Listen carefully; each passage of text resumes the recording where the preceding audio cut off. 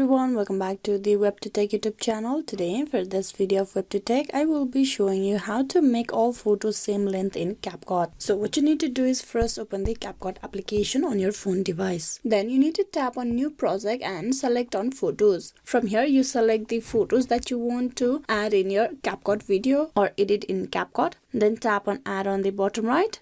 Now here are all the pictures that you have added on CapCut. For you to make all photos of same length, select the photo. You can see the white line border on that picture. If you select the another one, there's the one again. And when you select that, you will see the time period at the very top in small letter 3 seconds. Tap that and there's 3 seconds. So once you tap that, your picture have already been set to the same time length. If that did not happen in your CapCut app, what you need to do is select the photo. Then you can just make the time period longer or shorter in CapCut. As the photo already had a time length of 3, now I'm gonna make each and every photo's time length to 2 seconds.